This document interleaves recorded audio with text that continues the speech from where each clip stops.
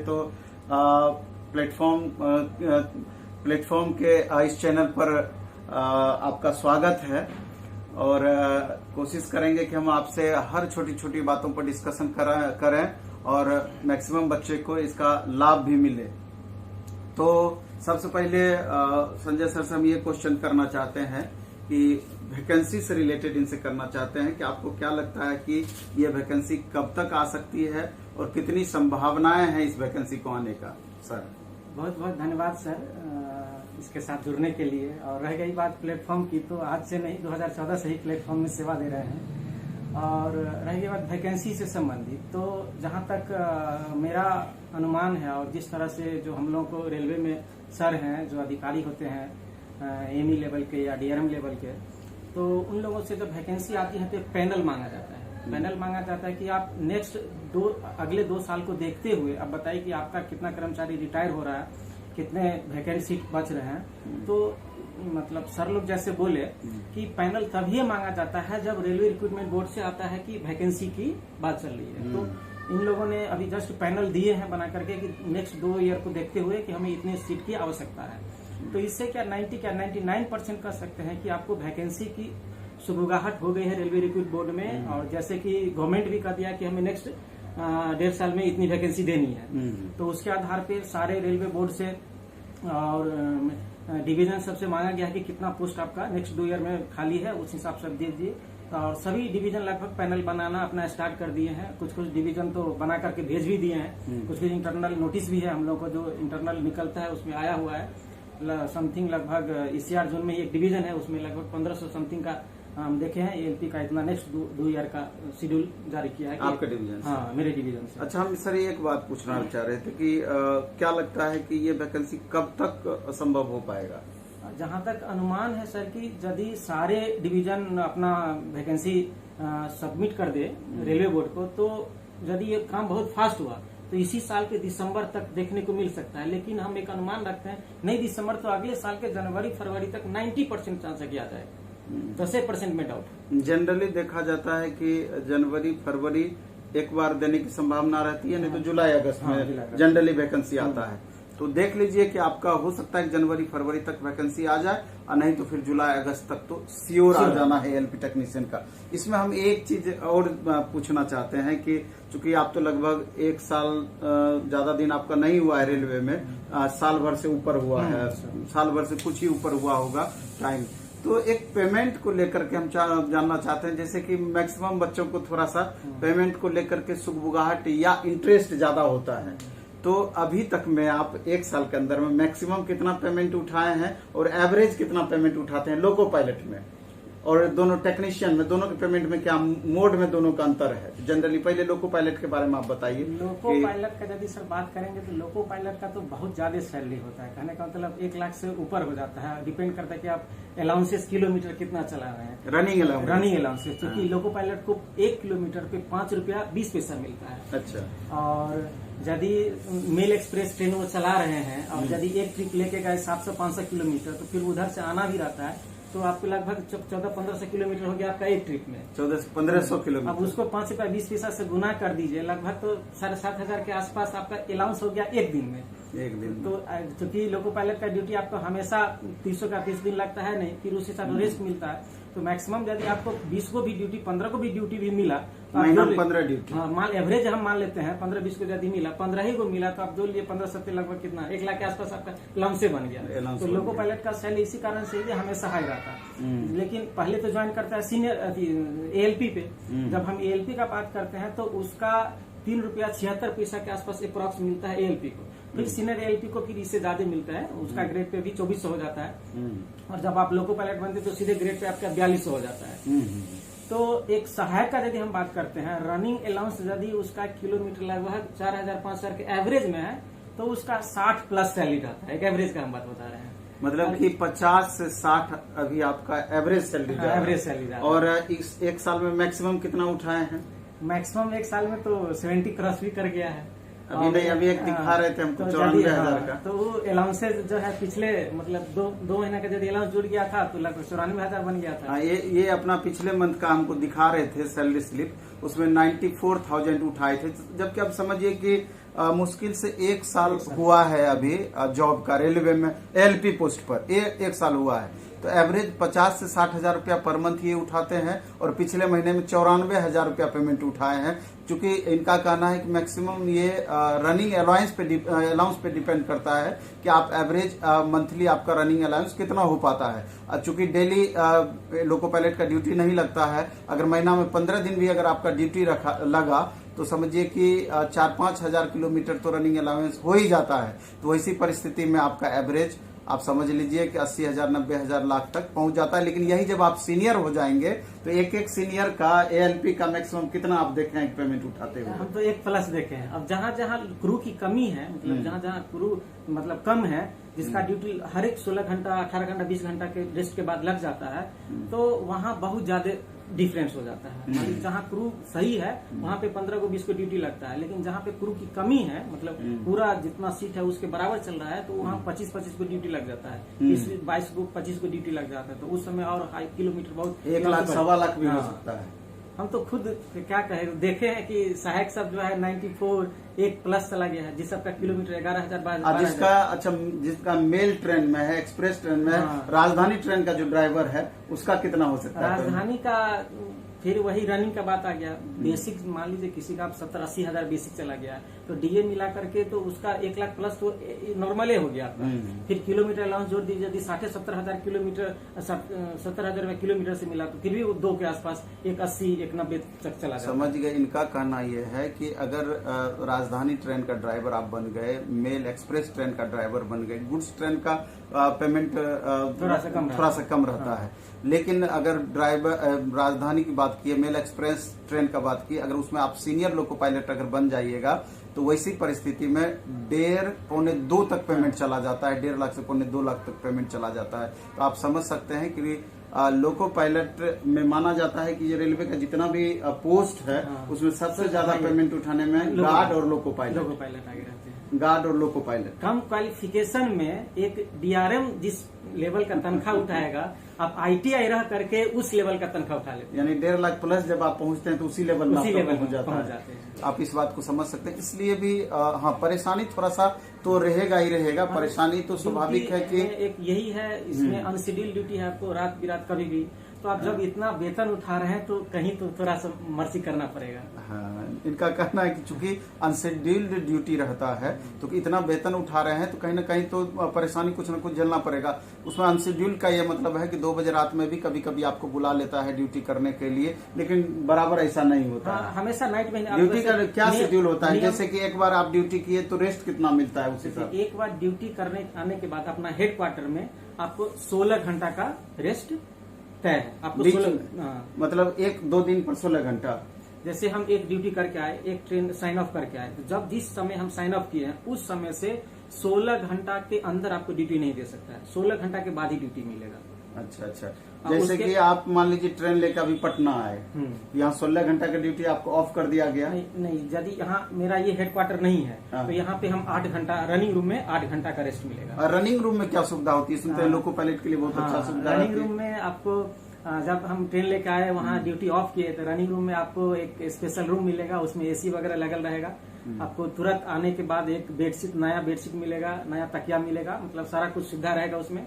उसके बाद फिर आपका खाने पीने का सारा व्यवस्था रनिंग रूम में ही रहता है। तो आप उसमें भी इच्छा के अनुसार है, आप खुद से भी राशन पानी दीजिएगा। तो जो आपको खाना है, सपोज किसी को नॉनवेज खाना है, चिकन मुर्गा या जो सब देना है दीजिए, बना करके आपको मिलेगा। ठीक है, उस 8 घंटा आप रेस्ट कीजिए। 8 घंटा आपको ये मिनिमम है। उसके बाद यदि बाद में ट्रेन आ रही है तो 8 घंटा 10 घंटा होता है, 12 घंटा तो 16 घंटा। कहने का मतलब ये कोई आपको 8 घंटा से पहले ड्यूटी नहीं देगा। 8 घंटे के बाद अब 10 घंटा 16 घंटा भी हो सकता है। और एक रनिंग रूम में ये भी है, यदि आप 16 घंटा रनिंग रूम में रह लिए ना तो आपको 70 किलोमीटर एक्स्ट्रा मिलेगा। अच्छा। हाँ, आप 16 घंटा आपको रनिंग रूम में यदि रख लिया तो आपको 70 किलोमीटर एक्स्ट्रा मिलेगा। उसका अलाउंस अलग से जुटेगा? अलग से जुटेगा।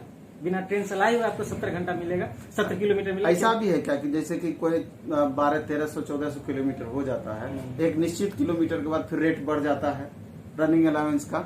नहीं, ये मतलब किलोमीटर के बाद ऐसा नहीं है, बट रनिंग में जैसे 120 किलोमीटर 160 किलोमीटर से ऊपर चलने लगते हैं तो उसमें 30% एक्स्ट्रा किलोमीटर ऐड हो जाता है, मतलब चलने में। इनका कहना है कि जैसे अगर 120 से 160 किलोमीटर अगर लगातार आप चल गए, उसके बाद 30% आपका जो अलाउंस का रेट होता है वो बढ़ जाता है किलोमीटर के पर किलोमीटर। तो इसी कारण से एक लोको पायलट का पेमेंट इतना ज्यादा आपका बढ़ जाता है। अब इनसे हम दूसरा क्वेश्चन करना चाहते हैं, जहां जहां बच्चों को ज्यादा कंफ्यूजन होता है, हम उन सारी बातों पर इनसे डिस्कस करेंगे। तो जिस समय फॉर्म आती है, हम देखते हैं लोको पायलट का फॉर्म, तो बच्चे जब फॉर्म भरते हैं तो उसमें एक चीज हमेशा रहता है कि लोको पायलट को पहला प्रेफरेंस रखें या टेक्नीशियन को पहला प्रेफरेंस रखें। तो लोको पायलट को अगर पहला प्रेफरेंस रखेंगे तो बहुत बच्चों के मन में कंफ्यूजन रहता है कि अगर बाद में हम मेडिकल में फेल कर जाएंगे तो टेक्नीशियन पोस्ट हमको मिलेगा कि नहीं मिलेगा। यही सोच करके बहुत बच्चे टेक्नीशियन को पहले रख देते हैं, लेकिन मैक्सिमम का चाहत होता है कि लोको पायलट बने। बहुत का होता है जो एकदम टेंशन नहीं लेना चाहता है वो ही टेक्नीशियन में रहना चाहता है। तो एक चीज पहले, इससे पहले भी जो हम अभी बोले थे, ये तो लोको पायलट का पेमेंट हुआ, टेक्नीशियन के पेमेंट में भी के बारे में भी चर्चा कर लेते हैं तो और बातें क्लियर हो जाएगी। वास्तविकता ये है कि लोको पायलट ALP का भी जो आपका होता है 19,900 होता है बेसिक, और इसका भी 19,900 होता है। तो 19,000 टेक्नीशियन का भी, तो इसका 30% ऐड करके लगभग 26-27 के आसपास बेसिक बनता है टेक्नीशियन का भी और ALP का दोनों का भी। हाँ।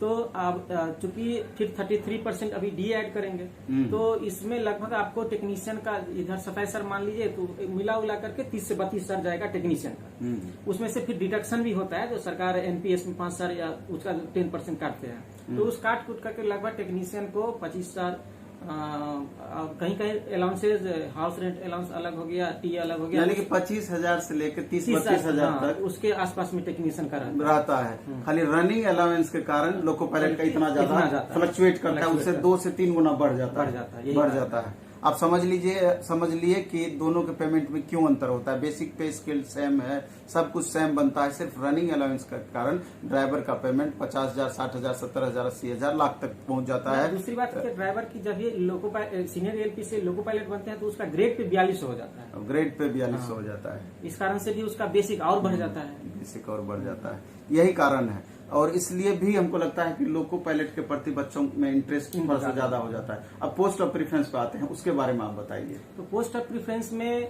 जैसे ये है ना कि आप ALP पहला प्रेफरेंस सेलेक्ट किए हुए हैं और उसमें आपको A1 मेडिकल मांग रहा है और उसमें आप साइको भी दे दिए हैं, क्वालिफाइड भी कर गए हैं, आप चाहते हैं मेडिकल के लिए। तो मेडिकल में सपोज दैट कि आप फेल कर गए, तो जब फेल कर गए तो जब मेडिकल फेल करते हैं तो मेडिकल के टाइम में जो रेलवे बोर्ड आपका मेडिकल लेता है उस समय लिख देता है कि जब आप A1 क्वालिफाइड मेडिकल में नहीं है तो आप A2 में है या B1 में है या C2 में है या C1 में है। तो उस जो मेडिकल आपको रेलवे A1 में फिट नहीं किया तो A2 में फिट किया, तो वो मेडिकल क्राइटेरिया आपके जो सेकेंड अपॉर्चुनिटी आप जो डाले हुए हैं पोस्ट प्रेफरेंस उस टेक्नीशियन, उसके लायक आपका मेडिकल क्राइटेरिया है, और यदि आपका नंबर उस टेक्नीशियन को कटअप को पार करता है तो आपको वह पोस्ट मिलेगा 100%। आपका कहने का मतलब है कि अगर लोको पायलट में अगर साइको हम पास कर जाते हैं, अगर मेडिकल स्टैंडर्ड में A1 मेडिकल हमारा नहीं हो पाता है, उसमें फेल कर जाते हैं, अगर टेक्नीशियन के लायक मेडिकल स्टैंडर्ड है और कट ऑफ हम पार कर रहे हैं तो हमको वो पोस्ट मिलेगा, 100% मिलेगा। इसलिए मेरा ये जानना था कि